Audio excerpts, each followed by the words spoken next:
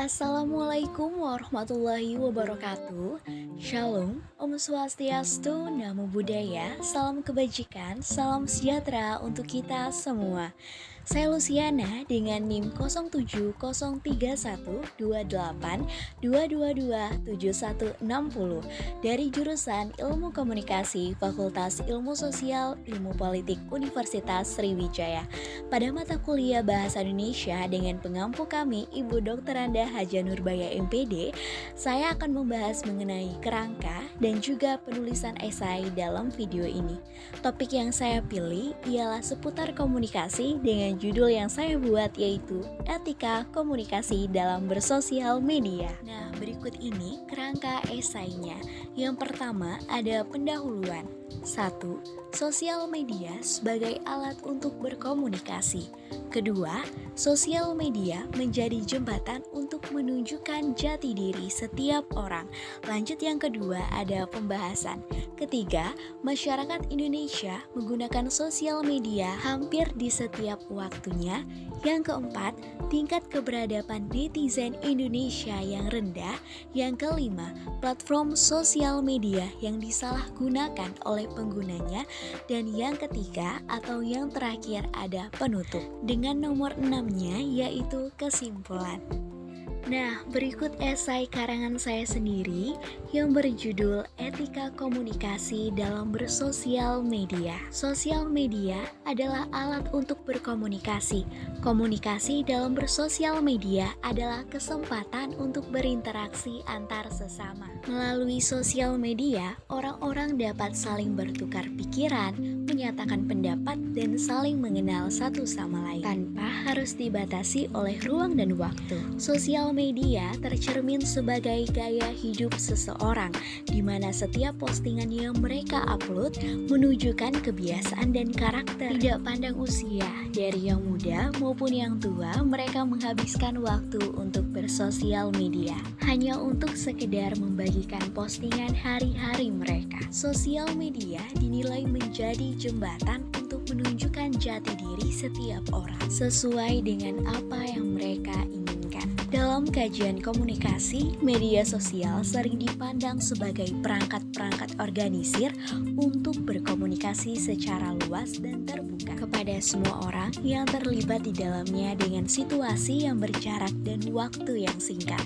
Seiring berjalannya waktu, pengguna sosial media juga melonjak drastis. Berbagai perkembangan teknologi komunikasi juga ikut meningkat. Dalam hal ini, komunikasi menjadi hal utama yang paling penting dalam bersosial media.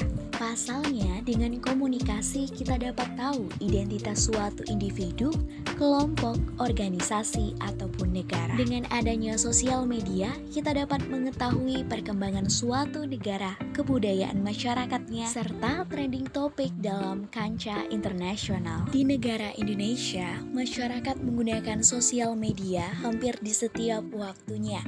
Karena tidak dapat dipungkiri, penggunaan sosial media sangat berpengaruh besar terhadap masyarakatnya. Terbukti dengan ketergantungan mereka pada akses internet.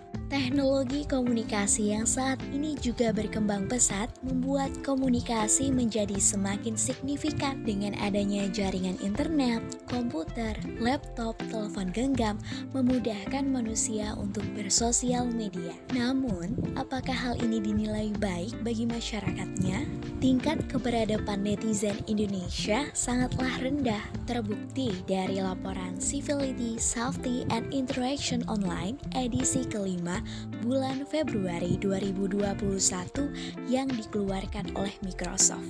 Indonesia menduduki peringkat ke-29 dengan nilai DCI 76 yang menunjukkan keberadaban netizennya di bawah Singapura dan Taiwan. Hal ini menunjukkan bahwa etika masyarakat Indonesia dalam bersosial media dinilai buruk. Platform sosial media sering disalahgunakan oleh masyarakat ketika mengunjungi platform sosial media seperti WhatsApp, Facebook, Instagram, Twitter, atau layanan YouTube, seringkali kita menjumpai komentar yang tidak relevan dengan norma kesopanan. Dibuktikan dari adanya penyebaran berita hoaks, adanya hate speech, cyberbullying, trolling, bahkan microaggression atau tindakan pelecehan.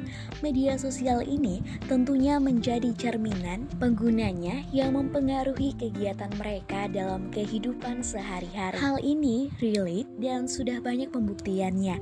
Ketika berada di sebuah antrian panjang, mereka mengambil ponsel mereka hanya untuk scroll atau bahkan hanya melihat-lihat saja tanpa ada pesan yang masuk atau ada koneksi jaringan yang terhubung. Maka dari itu, sebagai pengguna sosial media yang bijak, tentunya kita harus menyaring setiap informasi yang tersebar, beretika yang baik dalam berkomunikasi, dan menggunakan waktu seperlunya dalam bersosial media. Menjaga nilai kesopanan, tutur kata, dan adab dalam beretika tentunya tidak hanya dilakukan melalui tatap muka saja. Walaupun dibatasi oleh jarak dan waktu, norma kesopanan haruslah tetap dijunjung tinggi oleh setiap individu, kelompok, atau organisasi dalam berkomunikasi di sosial media. Sebagai antisipasi yang berdampak buruk, sebagai pengguna sosial media harus lebih berhati-hati lagi.